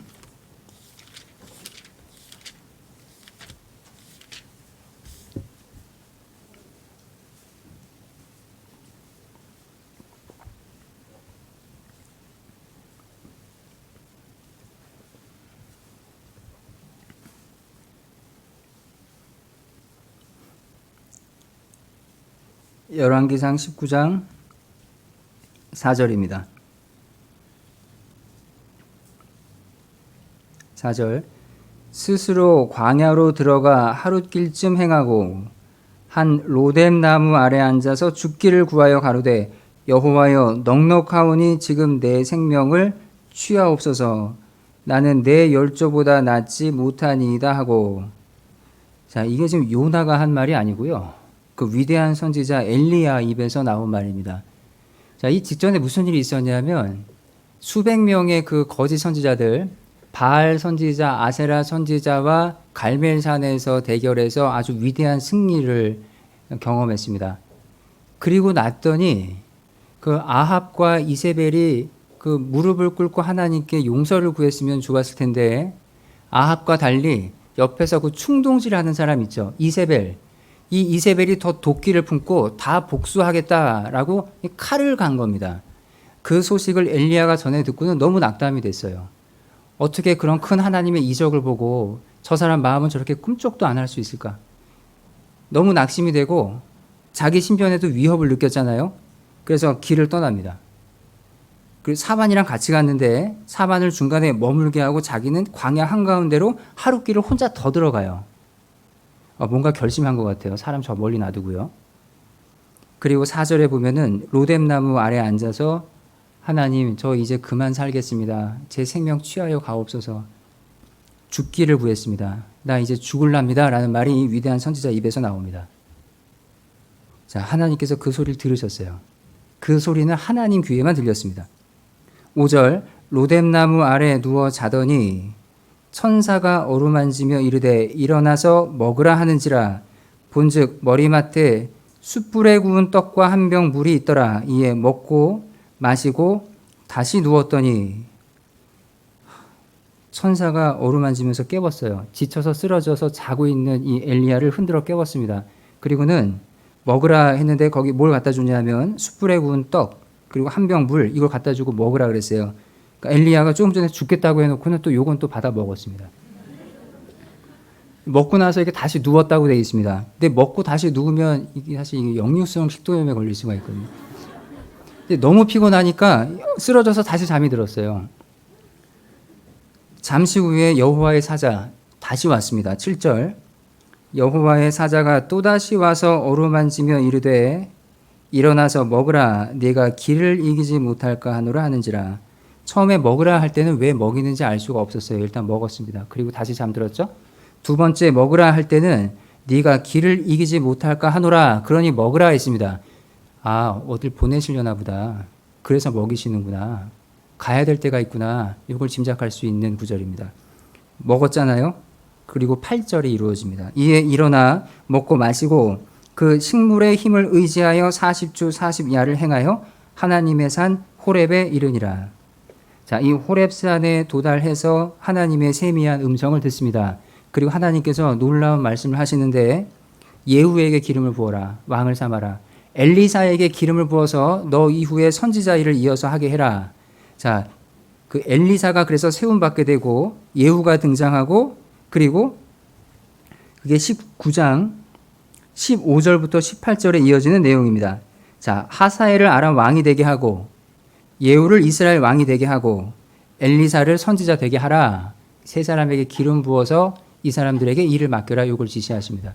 근데 이것이 놀라워요. 이 세 사람이 이 역할을 맡게 된다는 건 뭘 의미하냐면 이스라엘 주변 정세가 결정됩니다. 아주 그 당시에 정세를 결정하는 핵심적인 인물들. 이거 그러니까 인사 발령되신 거예요. 예. 굉장히 중요한 일이 남아 있었는데 이 일이 남아 있는지 모르고 하나님 나 이제 죽을래요. 나 살아 있으면 뭐해요? 다 필요 없습니다. 이 말이 입에서 나와 버렸어요. 그때 하나님께서 야단치지 않으시고 일단 먹이셨습니다. 우리가 주변에 너무 지쳐서요. 너무 지쳐서 신앙생활의 의욕조차 잃어버린 그리고 기도할 힘조차 잃어버린 형제 자매들이 있다면 일단 책망하기 전에요. 일단 먹여야 됩니다. 그래야 일단 힘이 나요. 일단 먹여보세요. 아니, 입으로 먹는 음식 말고요. 성경을 먹여야 됩니다. 이 영의 양식을 일단 먹이면 처음엔 바로 벌떡 일어날 것 같은데 안 그러죠. 다시 쓰러져 잡니다. 어떻게 될까요? 한 번 더 먹이면 달라집니다. 한 번 더 먹이고 더 먹이고 더 먹이면요, 갑자기 그 영혼이 어느 순간 힘을 얻어서 일어나서 다시 하나님의 명을 받고 하나님의 일을 할 수 있게 됩니다. 그러니까 역시 하나님의 말씀이 우리 모든 우리 에너지의 원천입니다. 그 자연과학자들이 에너지에 대해서 설명할 때 결국 지구에서 사용하는 모든 에너지의 그 원천이 어디냐? 그걸 태양이라고 말합니다. 그러니까 이 에너지가 어디서 왔을까? 아, 저기서 왔지. 그건 어디서 왔을까? 저기서 왔지 하고 추적하면 다 태양으로 귀결되는 거예요. 예. 예, 그것처럼 우리 그리스도인들의 에너지가 어디서 오는가? 아, 형제가 준 위로에서 오고요. 자매가 해준 간증에서 오고요. 또 주일날들은 설교에서 올 수도 있지만 결국 그거를 쭉 따라가 보면 결국 성경, 이 성경에서 온 겁니다. 성경. 그 말씀이 육신이 되어 우리 가운데 거하심에, 그러니까 예수님을 설명할 때도 말씀이 육신 되었다 그랬잖아요. 시편 138편에는 하나님이 이 말씀을 주의 모든 이름 위에 두셨나이다. 성경의 권위를 우리가 너무 쉽게 생각하는데요. 한 손에 들리니까 이 두루마리가 아니잖아요. 그러니까 한 손에 편하게 들고 다니니까 우리가 이 얼마나 무거운 책인지를 실감하지 못하는 것 같아요. 성경의 권위는 우리 상상 이상입니다. 자, 또 다른 케이스가 있습니다. 사례가 누가복음 24장에 보면 그 길을 잃은 두 명의 제자가 나옵니다. 사실 두 명의 제자는 목적지가 있었어요. 겉으로 보기엔 길 잃은 사람들이 아닙니다. 하지만 그들의 영혼은 길을 잃었어요. 그 두 제자가 예루살렘에서 나와서 엠마오로 가고 있었습니다. 예수님이 죽으신 이후 사건이에요. 저는 엠마오 하면은 자꾸만 그 먹을 게 생각나는데요. 하계 수양에 대한 추억 때문에 그렇습니다. 올해는 우리가 갈릴리 수양관 엠마오에 가서 거기서 이렇게 정겨운 시간을 못 보내게 됐습니다. 저는 그 저녁 말씀이 다 끝나고 형제 자매님들 엠마오에서 만나서 그 오늘 수고 많으셨지 하면서 수박 같이 먹고 뭐 그 시간이 올해 그 시간이 사라졌다라는 게 너무 아쉽습니다. 근데 이 두 제자가 엠마오라는 곳으로 가면서 서로를 위로하고 갔습니다. 근데 위로가 안 되죠. 왜? 자기들은 모든 것을 버리고 주님을 따랐는데 그 주인 대신 스승 대신 예수님이 비참하게 죽으셨습니다. 너무나 낙심해서 가고 있는데 그때 예수님께서 전혀 다른 모습으로 나타나셔서 너희들 주고받는 이야기가 무엇이냐 하면서 대화에 참여하세요. 그때도 보세요.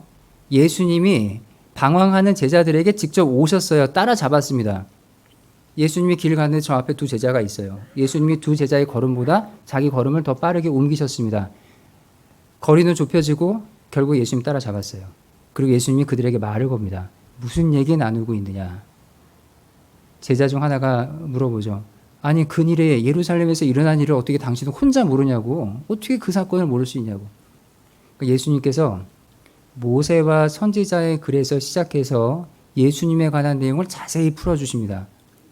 누가복음 16장에 보면은 부자가요, 지옥 음부에 가서 저 나사로를 살려서 내 형제들에게 보내주세요. 나사로가 죽은 자 가운데서 살아나면 내 형제들이 그 말을 믿을 겁니다. 라고 했더니 아브라함이 뭐라고 말하죠? 모세와 선지자로부터 듣지 아니하면 죽은 자 가운데서 살아나는 자가 갈지라도 믿지 않을 거라 그랬습니다. 자, 예수님께서 죽은 자 가운데서 부활하셔서 제자들을 만나실 때 부활하신 살아나신 예수님의 모습으로 만나시기 전에 말씀을 먼저 들려주셨어요. 바로 그 모세와 선지자의 글을 들려주시면서 그리스도께서 고난을 당하고 죽으셔야만 된 이유를 쭉 풀어줍니다. 그때 제자들의 마음이 그때 뜨거워졌어요. 자, 제자들이 나중에 그 순간을 회상하면서 얘기할 때 예수님이 실제 모습을 딱 보여주셨을 때 떡을 뗄 때 그때 마음이 뜨거웠다고 안 했습니다. 길에서 말씀을 풀어주실 때 우리 속에서 마음이 뜨겁지 아니하더냐. 자, 그것들을 서로 간증했습니다. 가는 길 우리가 지금 혹시 낙담하고 있다면요. 곧 주님이 나 찾아오실 수도 있습니다. 참 희한하게도 마음에 막 큰 상처를 받잖아요. 그래서 교회 가기 싫잖아요. 근데 그 주일에 교회 오잖아요. 그 마음에 위로가 되는 주제의 설교를 듣는 수가 있어요. 그런 경험이 있습니다. 그리고 모임 가기 싫은데 마음에 엄청난 부담과 번민이 있어요. 근데 그 고민을 쌓아 안고 모임에 가잖아요. 거기서 누군가 간증을 하는데 하필 그날따라 어쩌면 그렇게 내 생각과 똑같은 고민을 털어놓는지 이 고민을 하는 게 나만이 아니었구나. 그 사실만으로 위로받고 돌아옵니다. 그 모든 게 우연이 아닙니다. 하나님이 계획하신 거예요. 그 방황하는 길에서, 고뇌하는 길에서 나를 만나 주신 겁니다. 지금도 하나님께서는 내 길을 계획하고 계신다는 거.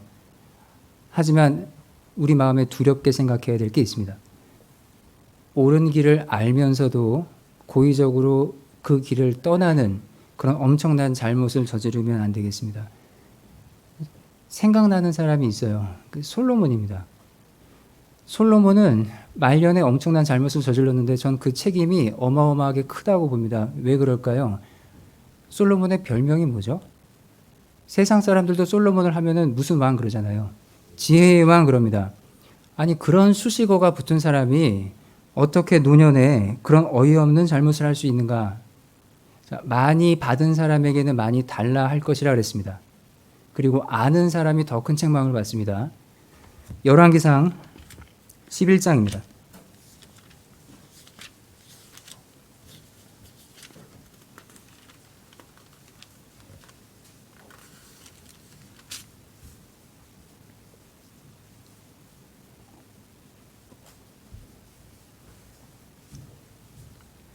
열왕기상 11장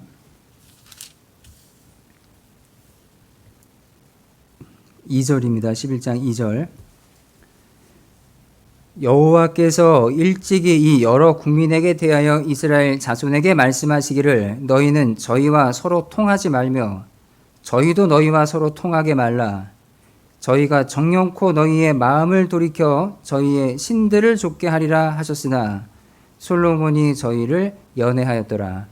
하여튼 마음을 주면요, 이런 결과가 나옵니다. 그러니까 마음은 시작이고 그 시작, 마음 속에서 시작된 일이 결국 나와 내 주변의 결과를 만들어냅니다. 결과. 그래서 왜 이런 일이 생겼을까? 추적해 보면 그 원인은 누군가의 마음 속에서 시작된 거예요. 가룟 유다는 왜 예수님을 팔았을까? 그 가룟 유다 마음 속에서 그 큰 죄가 싹튼 겁니다. 내가 손으로 죄를 지었습니까? 시작은 마음입니다. 내가 발로 죄를 짓고 입으로 죄를 지었나요? 그 시작은 마음에서 시작된 거예요. 그래서 만물보다 거짓되고 심히 부패한 것이 마음이라 그랬는데 우리가 비록 구원받고 내 신분이 바뀌었지만 죄성이 남아있기 때문에 이걸 다스리기 위해서는 말씀으로 내 마음을 쳐야 됩니다. 근데 혹 말씀으로 형제 자매를 치면서 나를 다스리고 치지 않는다면 그럼 정작 다른 사람을 옳은 길로 인도하고 나서 나는 하나님에게서 멀어지는 수가 있습니다. 자, 11장 피셨죠? 11장 조금 뒷부분에 보면요. 9절에 11장 9절 솔로몬이 마음을 돌이켜 이스라엘 하나님 여호와를 떠남으로 여호와께서 저에게 진노하시니라. 여호와께서 일찍이 두 번이나 저에게 나타나시고 이 일에 대하여 명하사 다른 신을 좇지 말라 하셨으나 저가 여호와의 명령을 지키지 않았으므로. 자, 하나님께서 두 번이나 저에게 나타나셔서 친히 말씀하셨어요. 근데 솔로몬이 결정을 했습니다. 하나님이 시키는 대로 하지 않기로 결정을 했어요. 어떻게 지혜로웠던 왕이 이렇게 망가질 수가 있을까?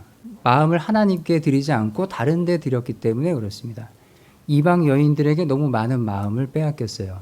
그리고 야금야금 타락해 갔습니다. 그리고 분별력마저도 잃어버립니다. 열왕기상 13장 보겠습니다. 몇 장 넘기셔서요. 13장.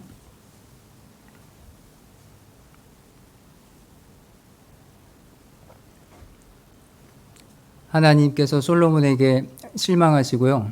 나라를 둘로 나누시죠. 그리고 북이스라엘에 다른 왕을 세우시는데 그 첫 번째 왕이 여로보암이었습니다. 이 여로보암에게 선지자가 와서 네가 10지파를 다스리는 북이스라엘의 왕이 될 것이다 라는 것을 알려주죠.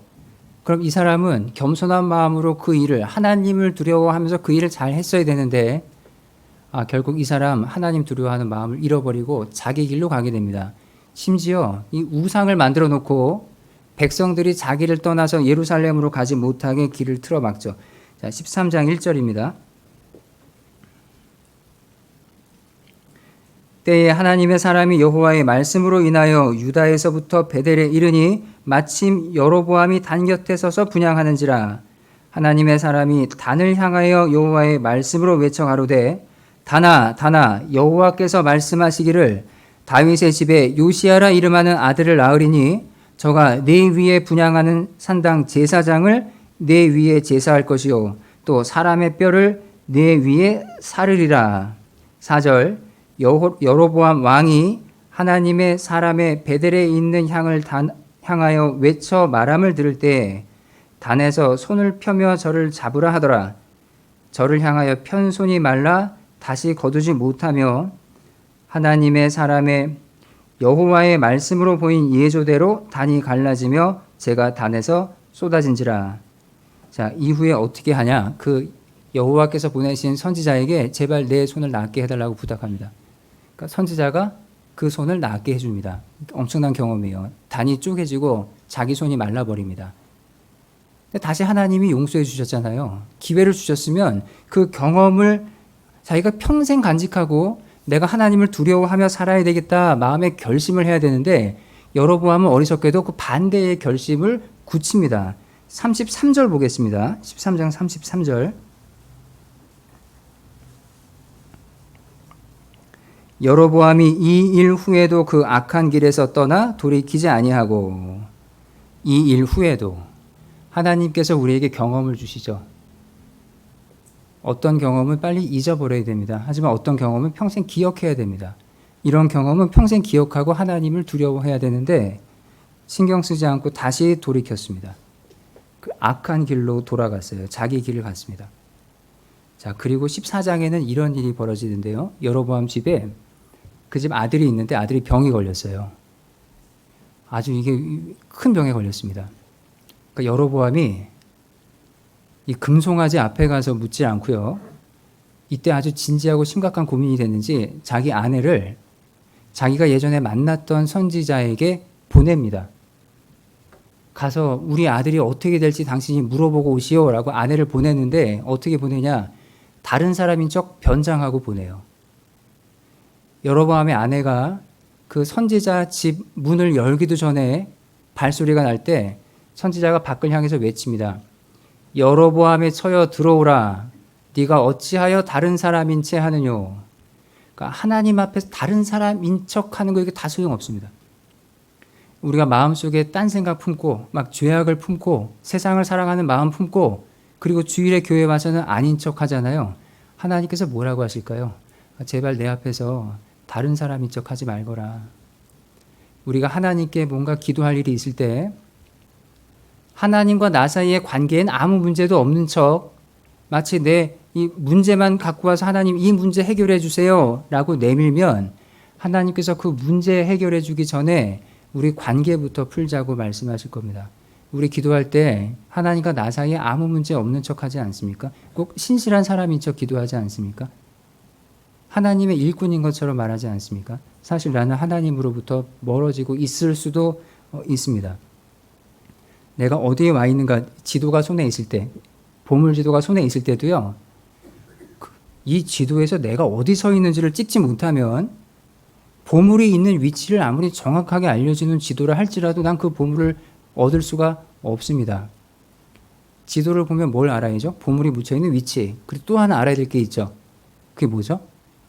내가 서 있는 위치를 알아야 됩니다. 그걸 알아야 돼요. 전 성경을 보면서 성경이 이해 안 된다고 투덜거리는 청년들도 만나봤습니다. 대체로 구원받기 전에 그런 불만을 갖고 있다가 이제 구원을 받고 나면은 성경이 너무나 마음속에 잘 이해된다고 성경이 세상에서 가장 정확한 책이라는 고백을 해요. 당연하죠. 하나님 말씀이니까요. 근데 왜 구원받기 전에 성경이 그렇게 모호하게 느껴지고 심지어 틀린 얘기가 잔뜩 모아져 있는 걸로 그렇게 착각이 들까요? 전철 노선도 있잖아요. 전철 노선도. 전철 타실 일 많이 있으신가요? 요즘 타기 불편하시죠? 전철 노선도를 이렇게 지도라고 생각하면 세상에 거짓말도 이런 거짓말이 없습니다. 몇 도선까지 있죠, 지금은? 몇 도선까지 있는지 기억이 안 나는데 전철 노선도 굉장히 복잡해요. 근데 그걸 서울시 지도라고 생각하고 노선도를 서울시 지도 위에 겹쳐 올리잖아요? 그럼 새빨간 거짓말이에요. 그 위치에 그 동네가 없어요. 근데 정작 전철을 탈 때 전철 노선도는 나를 속이지 않습니다. 정확해요. 어떤 역 다음에 어떤 역이 나오고요. 역 간 소요 시간도 정확하고요. 그 역에서 환승 가능하다고 써 있으면 거기서 내리면 반드시 환승이 가능합니다. 한 번도 그 노선도는 나를 속인 적이 없어요. 자, 내가 어떤 목적으로 그 지도를 사용하느냐에 따라 그 지도가 거짓말로 보이기도 하고 보물 지도로 보이기도 합니다.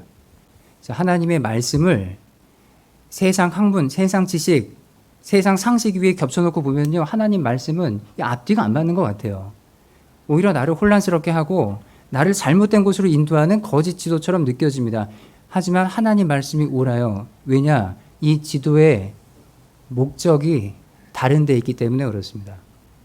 이 지도는 영광으로 인도하는 길이고요. 그리고 영원한 상급으로 나를 인도하는 길, 영원한 축복으로 나를 인도하는 길이 표시되어 있는 지도입니다. 자, 그 지도를 내가 이게 진짜 보물 지도라면요. 이거 진짜 어디 그 금고에 숨겨놓고 가끔씩 이렇게 열어보면서 흐뭇해할 만한 일이에요. 근데 우린 그렇게 안 하죠. 우린 너무 그렇게 안 합니다. 그동안 올바른 길을 걸어왔다면 놀라운 상급이 이미 쌓여 있을 겁니다. 자, 이 길을 가는 동안 가장 불편한 게 뭡니까? 신앙생활 하나님이 이 길이 정론이 이리로 걸어라 라고 말씀 시간마다 알려주시고 교제 시간마다 깨우쳐 주시죠. 그 길을 가면서 느끼시는 가장 큰 어려움이 무엇입니까? 요약하면 이겁니다. 하고 싶은 말 다 못하고요. 하고 싶은 거 다 못합니다. 그게 핵심이에요. 신앙생활에서 가장 힘든 게 그겁니다. 전도할 때 욕먹죠. 상대방이 나를 비난하는 말을 들으면 이 앞뒤가 하나도 안 맞아요. 그럼 머릿속에 이 사람 말을 어떻게 반격을 할지 딱딱딱딱 생각이 나거든요. 그 말 하면은 이 사람이 깨갱하고 꼬리를 내릴 것 같아요. 근데 그 말 합니까? 떠오르는 말 꼭 참고요. 죄송합니다. 다 제 잘못입니다. 합니다. 다 내 잘못이니까 제발 우리 전도 집회 한 번만 같이 가자고. 무슨 죄가 그렇게 많이 있어서 주변 사람들한테 미안해요. 봐주세요. 한번 같이 가주세요. 구원 안 받았으면 미안하다는 말 그렇게 많이 안 하셨을 거예요. 근데 꽤 많이 하셨죠. 왜 하셨습니까? 구원 받았기 때문에 한 겁니다. 참는 거 많이 참으셨죠. 처음에 참기 힘들다 그러면 구원받은 처음엔 이런 거예요. 뭐 담배 끊기 힘들고 술 먹고 싶은데 참고 어디 나쁜 데 가고 싶은데 참고 이런 건데 나중에는 더 어려운 참기 그 연습에 들어갑니다. 하나님께서 훈련시키세요. 하고 싶은 말 참고 보고 싶은 거 참고 듣고 싶은 거 못 들은 듣기 싫은 말 들었는데 못 들은 척하고 예전에 그런 말이 있었죠. 요즘 잘 못 듣는 말인데 시집 가면 뭐 3년이죠. 뭐 벙어리 3년, 귀머거리 3년 그런 거 있잖아요. 구원받으면 이제 우리가 그런 훈련에 들어갑니다. 근데 제가 생각해 봤어요. 지금 그 은행 잔고에 천국 은행 잔고에 그 얼마나 들어 있을까? 얼마나 예치되어 있는지 가끔 이렇게 좀 들여다봤으면 좋겠는데 안 보여주시죠? 내가 사람들한테 하고 싶은 말 참고 심지어 교회에서도 하고 싶은 말 많으시죠? 근데 참으시죠? 그럴 때마다 상급이 쌓이는 겁니다. 하고 싶은 말 한마디 참았어요. 그럼 이만한 금덩어리가 이쪽에 쌓입니다. 오른쪽에. 내가 정말 서운한 말 들었는데 표정 관리하느라고 애썼어요. 아무렇지 않은 척 한번 웃어줬습니다. 또 금덩어리가 하나 쌓입니다. 그리고 내가 정말 억울한 일을 당했는데 사람들한테 하소연하지 않고 하나님 아시니까 됐어. 하나님 아시니까 됐어. 참자 하고 그냥 눈 질끈 감고 넘어갔어요. 그때 또 금덩어리 하나 쌓인다고 생각해 보세요. 이거 얼마나 쌓아 놓으셨습니까? 1kg짜리 금괴 있잖아요. 그 골드바. 그거 얼마죠? 보통 값이 아닐 거예요. 천국에 가면 의외로 여기 계신 분들 내 상상 이상으로 엄청난 영광이 쌓여 있을 수 있습니다. 하나님께서 칭찬하실 겁니다. 어떻게 그게 가능할까? 다른 게 아니라 하나님께서 가라고 하신 길, 그 길만 가고 그 길에서 벗어나지 않은 결과입니다. 주님은 목자고 우리는 양입니다. 그렇기 때문에 우리가 많은 일을 하는 게 아니라 주님 곁에 머물고 주님 뒤를 조르르 따르는 것만으로도 영광과 칭찬과 상급이 있습니다. 시편 23편이 어떻게 시작합니까? 여호와는 나의 목자시니, 여호와는 나의 목자시니. 거기까지는 아멘 됩니다. 근데 그 다음이 아멘 하기가 힘들죠. 내가 부족함이 없으리로다. 부족한 거 많은데. 나는 이것도 부족하고 저것도 부족하고 가진 것도 없고 배운 것도 부족하고 모든 게 부족한데 심지어 나는 건강도 좋지 않아서 몸까지 병약한데 왜 부족하지 않다는 걸까? 주님이 옆에 있으면 부족하지 않습니다. 어떤 분은 자기의 병약함을 간증했는데 주님과 가까이 지내면서 어느 순간 다른 사람의 병약함을 염려해주고 기도해주고 있습니다. 다른 성도의 염려, 그걸 자기가 짊어지고 그 짐을 나눠지면서 자기의 연약함을 한동안 잊고 지냈다는 거예요. 그게 뭘까요? 주님과 가까워진 덕분에 마음에 힘과 용기를 주신 겁니다. 주님과 가까워지면 가난도 신경 쓰이지가 않습니다. 내가 비록 여러 날 먹을 음식을 가득 쌓아두진 못했지만 오늘 하루 먹을 음식을 주님이 오늘 하루어치 주시는 거예요. 만나를 우리가 얻을 때 이스라엘 백성들이 광야 생활 중에 그날 먹을 만큼을 그날 주셨잖아요. 만약 그걸 한꺼번에 40년 먹을 걸 다 주셨으면요, 벼락부자죠. 근데 하루하루 그 먹을 만큼만 찔끔찔끔 주셨습니다. 가난해 보이죠. 하지만 그게 언제까지 보장됐죠? 40년 보장된 거잖아요. 그러니까 실제로는 굉장히 부유했던 겁니다. 절대로 굶지 않는. 자, 시편 23편 1절이 그렇게 시작하는데 마지막 끝나는 절이 어떻게 시작합니까? 나의 평생애로 시작합니다. 그 은혜가 일시적이지 않고 내 인생길 평생을 따른다는 거예요. 나의 평생에 그 선하심과 인자하심이 정녕 나를 따르리니 내가 여호와의 집에 영원히 거하리로다. 자, 솔로몬 얘기 다시 하면서 마무리하겠습니다. 솔로몬이 젊었을 때는 백성들이 다 두려워했습니다. 왜 두려워했을까요? 솔로몬이 왕이어서 두려워했을까요? 예, 그것도 있습니다. 근데 다른 왕보다 솔로몬을 더 두려워했던 이유가 뭐였을까요? 솔로몬이 갖고 있는 지혜 때문이었습니다. 어느 날 솔로몬이 이런 재판을 하죠. 두 여인이 등장했는데 아기가 하나예요. 서로 그 아기가 자기가 낳은 아기라고 주장합니다. 지금 같으면 뭐 이렇게 며칠 기다리면 금방 결과 나와요. 그러니까 머리카락 하나씩 뽑으면 됩니다. 유전자 검사하면 되는데, 근데 그땐 그럴 수 없으니까 솔로몬이 기상천외한 방법을 쓰죠. 칼을 가져오라 그래서 애를 반 잘라서 나눠주겠다라고 얘기해 버립니다. 굉장히 큰 충격적인 발언을 하니까 그 충격 뻥 하고 충격 먹고는 두 여인 입에서 마음속에 있는 게 툭 나와버려요. 한 명은 거짓말하고 있는 게 드러나고요. 한 명은 그 아이를 향해서 그 불타는 사랑, 애정, 그것이 드러납니다. 그래서 그 아이를 낳은 어미에게 주라. 그것을 심리하여 판결함을 보고 백성들이 두려워하였더라 그랬습니다. 젊은 시절 솔로몬은 하나님께서 주신 지혜를 잃지 않으려고 꼭 붙잡고 있었기 때문에 그걸 보면서 사람들이 두려워했어요. 그 폭정을 하는 폭군을 왕으로 두면은요, 백성들이 그 사람의 주먹과 칼을 무서워합니다. 하지만 솔로몬 같은 지혜로운, 특별히 하나님의 지혜를 받고 있는 왕을 만나잖아요. 그럴 때 백성들은 그 왕의 마음을 두려워해요. 대면하고 쓰면 그 왕이 내 마음속을 들여다볼 것 같거든요. 지혜를 갖고 있는 사람을 대면에 섰을 때 우리가 그런 느낌이 듭니다. 백성들이 두려워했다 그랬어요. 하지만 노년의 솔로몬을 누가 두려워했을까요? 예, 솔로몬의 권세는 두려워했을지언정 솔로몬의 지혜를 두려워하는 사람은 없었을 겁니다. 왜? 그는 하나님의 지혜를 버렸습니다. 하나님이 인도하시는 길에서 떠났습니다. 우리가 만약 솔로몬이라면 어떤 선택을 했을까요? 솔로몬을 비난하기 전에 우리의 삶을 돌아보면 좋겠습니다. 혹시 나도 누군가에게, 무언가에게 하나님보다 더 많은 내 마음을 그쪽으로 주고 있지 않습니까? 그리고 남는 시간에 하나님을 만나고 있지 않습니까? 요한계시록에 내가 문 밖에 서서 두드리노니 누구든지 내 음성을 듣고 문을 열면 내가 들어가 그로 더불어 먹고 그는 나로 더불어 먹으리라. 주님께서 내 마음 문을 두드리고 교제하자고 하시는데 주님 면회 시간 오늘 끝났습니다. 내일 다시 만나요 하고 돌려보낼 수 없습니다. 주님 안 돌아가십니다. 문 밖에 서 계십니다. 저는 문을 열어야 됩니다. 그리고 주님이 내 인생길의 길 안내자가 되어 주셔야만 됩니다. 자, 길을 잃을까봐 두려워하는 마음, 우리 속에 그 마음이 너무 작다면 이제 그 두려움을 다시 키워보면 어떨까요? 우리가 어린아이처럼 주님 앞에서 길을 잃으면 인생의 많은 시간을 허비할 수가 있습니다. 우리는 마지막 때를 살고 있고 하루하루가 더 값어치 있는 시간이 돼버렸습니다. 우리가 원하건 원하지 않건 오늘 하루는 10년 전 하루하고는 그 가치가 달라져 버렸습니다. 오늘 하루를 주님 앞에서 기막히게 사용하면 좋겠습니다. 자, 처음 읽었던 말씀 한번 보고 마치겠습니다. 시편 119편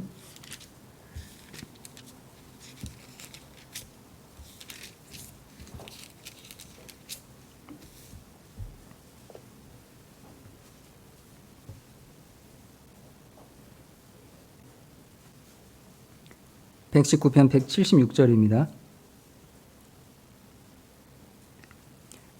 같이 읽겠습니다. 네, 내가 유리하오니 주의 종을 찾으소서. 내가 주의 계명을 잊지 아니함이니이다. 자, 지금 이곳으로 나를 찾아서 주께서 와주시기를 바라는 마음, 그 겸손한 마음이 주님의 응답을 더 앞당길 겁니다. 그리고 그 뒤에 내가 주의 계명을 잊지 아니함이니이다. 자, 솔로몬은 말년에 이 고백을 하질 못했습니다. 내가 길을 잃었습니다, 주님. 제가 회개합니다. 이제 잃은 나를 다시 찾아주십시오. 내가 주의 계명을 잊지 않았습니다. 이 고백을 할 수 있었다면 얼마나 좋았을까요?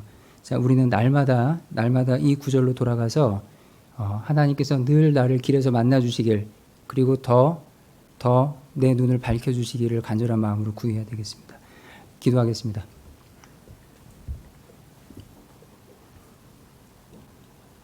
하나님 아버지, 감사드립니다. 벌레만도 못한 죄인된 저희를 구원해 주시고 영광스러운 하늘나라의 소망 갖게 하심을 감사드립니다. 저희의 연약함과 무지함을 고백하오니 저희의 걸음을 지도해 주시고 하나님 앞에서 후회 없는 삶을 살 수 있도록 인도해 주시옵소서. 때때로 밝히 보지 못하고 방황할 때도 있습니다. 오직 주님의 말씀을 길에 빛 삼고 발에 등 삼아 온전히 주님만 따를 수 있도록 이끌어 주시고 세상이 들려주는 많은 이야기의 귀를 닫고 주님의 음성에만 귀를 기울일 수 있도록 바르고 선한 마음 주시옵소서. 학예 수양회를 준비하는 뜨거운 마음도 주시고 아무쪼록 몇몇 영혼이라도 더 건질 수 있도록 모든 상황과 여건 허락해 주시기를 간절한 마음으로 구합니다. 오늘 남아있는 주일 하루의 시간 다 주님의 손에 부탁드리며 모든 것 예수님 이름으로 기도드렸습니다. 아멘.